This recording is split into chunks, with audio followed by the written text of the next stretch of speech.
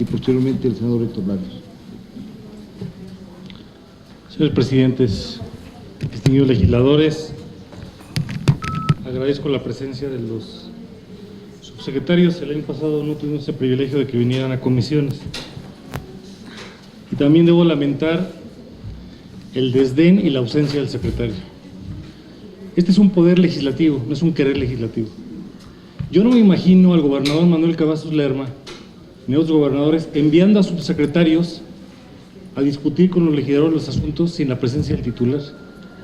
Los que ya encabezamos gobiernos locales, no únicamente hacíamos eso, estábamos en el Congreso a la distancia apropiada para resolver lo necesario.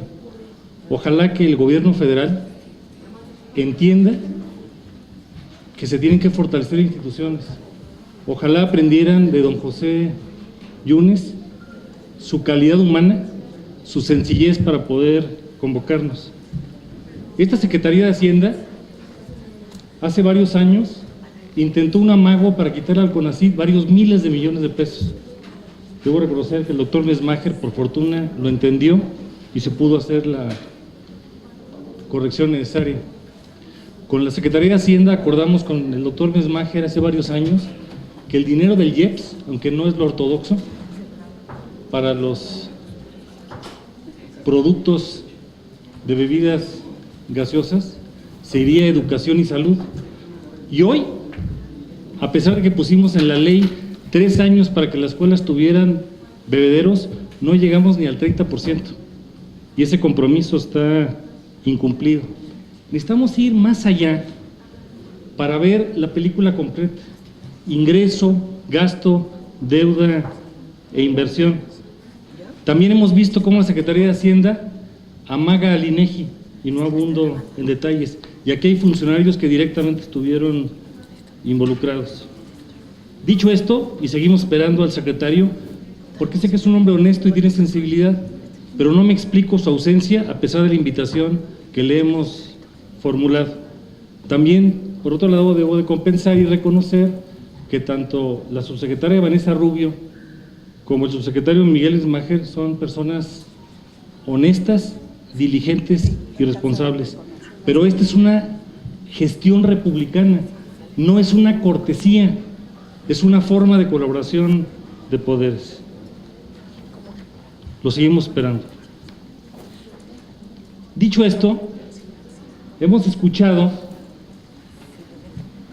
la presentación de ambos subsecretarios en grandes líneas. Quiero hacer una reflexión y después más de 10 preguntas. Este ingreso extra que en libros ajustan en la Cámara de Diputados, pues me recuerda, la vieja broma de lo que hace un economista. Se pasa la mitad del tiempo pronosticando lo que va a ocurrir y la otra mitad explicando por qué no ocurrió. O la vieja afirmación de que hay 3 tipos de mentiras: las pequeñas, las grandes y las estadísticas. Este ingreso extra de 43,000 millones de pesos probablemente no desbalancea el sistema fiscal, pero su estimación está hecha sobre variables a modo, consideradas entre indicadores macroeconómicos de mayor volatilidad, de acuerdo con analistas. Se tenían 2 maneras de proponer el presupuesto sostenible: endeudamiento o recorte en gasto. Sin embargo, la colegisladora optó por una tercera vía y fue aumentar los ingresos. No obstante, el problema es que en los últimos años la sobreestimación de ingresos ha repercutido en un gasto por arriba de lo previsto en cerca del 14% y una imbatible deuda cercana al 49% del PIB. La administración del señor presidente de la República empezó con una deuda del 34.3% en porcentaje del PIB. Hoy está casi al 50%. Ese es el gran problema que la Secretaría de Hacienda no quiere reconocer. Y dicho sea de paso, pues por poco nos lleva a perder la nota crediticia. Cambiar el ingreso para mantener un gasto elevado tiene 2 consecuencias: menor consumo e inversión, debido a que hay menos ingresos para la población, además de agudizarse la dependencia de hidrocarburos.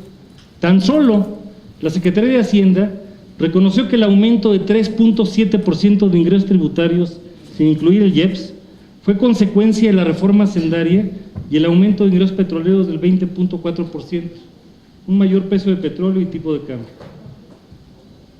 Ya otras legisladoras, con mucha precisión, han recomendado que se vayan delineando las reglas de operación de los fondos, revisar los regímenes especiales, excepciones, exenciones, usar el impuesto de la renta como eje del sistema tributario, elevar la eficiencia, modificar el sistema de coordinación fiscal. Ojalá algún día sepan lo que sufren los gobernadores de este país ante los acechos de la Secretaría de Hacienda para presionar a sus senadores para que se vote el paquete fiscal. La inversión pública debe asumir sus costos a largo plazo, con créditos a largo plazo, con la finalidad de que los costos de inversión se distribuyan en más de una generación. Y por eso es muy importante subrayar que al menos 3 aspectos deben de quedar en una claridad plena. Primero, la forma en que se generan ingresos en el país. Hacienda tiene de ciertas prácticas que no pasarían un curso serio de economía y de presupuestación fiscal. Juegan al subejercicio, número 1. Número 2, juegan a las subestimaciones. En el impuesto de la renta, en los últimos años ha habido casos en donde la subestimación del impuesto de la renta es monumental. Segundo, al gasto de los recursos públicos.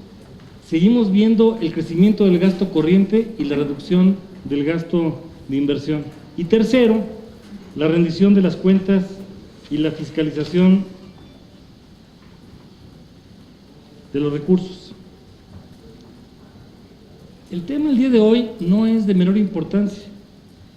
El recorte del gasto no resolvería el problema de las finanzas del país, por la sencilla razón de que el problema principal es la deuda y la caída de los ingresos y la simulación financiera en libros de que todo está resuelto. Decir que el gasto se recorta y que el problema se resuelve es demagogia. Eso significa recortar el programa social y gastos, por ejemplo, en educación y en salud. Es lo que están proponiendo. Están proponiendo reducir el gasto en educación superior, el gasto en ciencia y tecnología e innovación, el gasto en salud. El gasto eficiente es una responsabilidad, pero no es suficiente. Se requiere ingreso, gasto, rendición de cuentas. Desde hace décadas, el problema de las finanzas es que los ingresos del sector público no cubren el gasto.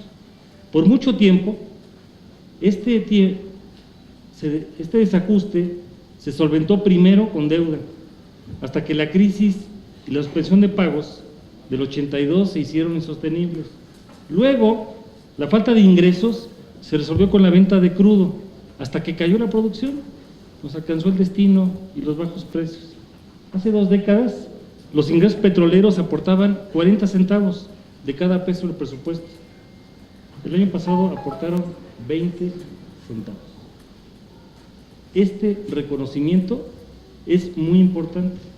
Hoy nos encontramos ante un panorama de una deuda que ahoga las finanzas públicas y de ingresos petroleros que por condiciones mundiales van a la baja. Ante esto parece que la especulación como fuente de ingreso, por tercer año consecutivo, se apuesta a aumentar el ingreso público por medio de un incremento en el tipo de cambio esperado y la estimación de la producción del precio del petróleo, en libros, en magia, en lo que no es economía real. El año pasado, el camino fue el mismo, un incremento en el tipo de cambio esperado al pasarlo de 18.20 a 18.62 por dólar y un incremento en la producción de petróleo por parte de Pemex de 19,000 barriles de petróleo diario. Hoy, por cierto, ha sido el peor día en 6 meses en el tipo de cambio, para que entendamos la fragilidad bajo la cual vivimos. Y entonces, en este contexto, Destacar el peso de la deuda, pues presiona las finanzas públicas. Hay una excusa perfecta que los funcionarios de Hacienda usan cuando hablan del tamaño de la deuda. La deuda es manejable o administrable, ya que esto representa menos de X, Y o Z indicador. Pues la realidad es que tenemos que reconocer que tenemos un gran problema de deuda, que tenemos un gran déficit, que necesitamos estimular la generación y la recaudación del ingreso, pero no en libros, en la vida real. No logramos hacer una reforma fiscal en serio. Dicha esta introducción, quiero hacer preguntas específicas con el respeto a ambos subsecretarios. Incrementar los ingresos petroleros no es solo observar una cara de la moneda. Pregunta, ¿se está considerando la variación de costos de producción y el costo de la importación de los petrolíferos? Primera pregunta. Segunda, el cálculo de la recaudación de ingresos tributarios y no tributarios se realizó con el desempeño observado de agosto a septiembre. ¿Estos meses bastarían para mejorar el pronóstico del próximo año? ¿Así lo están considerando? ¿O qué otros elementos están considerando para realizar la estimación? Ustedes que son especialistas, ¿podrían explicarnos los riesgos de sobreestimar el ingreso y su impacto en la deuda? La Secretaría de Hacienda reconoció que se mejoró la recaudación de ingresos tributarios este año. ¿Podrían decirnos, en su opinión, cuáles variables influyeron para obtener mejores resultados? ¿Podrían informarnos a detalle cómo se han utilizado los recursos recaudados por el IEPS, particularmente en educación y en salud? Sé que no es ortodoxo etiquetarlos, sin embargo, un acuerdo político para que así pudiera ser. México, en materia de ingresos tributarios, pasó a recaudar el 15.1% como proporción del PIB en 2014 a 17.4% en 2015. Sin embargo, existen retos en la forma de recaudar. ¿Qué propuestas recaudatorias tendrían? ¿Qué porcentaje del PIB es lo que se deja de percibir en los tratamientos de los regímenes especiales y de excepción que están previstos para el año 2018 por condiciones entendibles, los desastres naturales, entre otros? Tomando en cuenta la vulnerabilidad de la economía, y recordemos que nuestra moneda cae ante un tuit del presidente del país del norte. Las crisis institucionales como la que acabamos de ver ayer en el Senado, la coyuntura política de 2018, Moody's ha bajado su calificación de México ante la incertidumbre electoral. ¿Seguirían afirmando que la deuda en México es manejable? ¿Cuál es su definición de deuda manejable? ¿Y cuáles son sus implicaciones económicas y sociales? La tasa de interés es una variable muy importante. Hay que recordar que de acuerdo al monto de la deuda, por cada punto porcentual en que se aumenta la tasa de interés, el costo financiero crece en 82,000 millones de pesos. Esto nos hace pensar que el gobierno federal parecería tener poco margen ante la incertidumbre de tasas de interés. ¿Qué va a hacer el gobierno federal si el Banco de México continúa subiendo la tasa de interés? ¿Dónde va a recortar el gasto público para poder hacer frente a compromisos de endeudamiento? Y aunque sé que no está en el ámbito del Senado, la parte del gasto, quiero preguntarles si los diputados van a manejar asignaciones directas, que ha sido una queja que hemos venido recogiendo, para tener mayor transparencia, porque lo digo en el ámbito del respeto a la Cámara de Diputados. En ocasiones se han hecho asignaciones que han sido públicamente criticadas. Por su atención, muchas gracias. Al contrario, agradecemos la participación del senador Juan Carlos Romero Hicks, siempre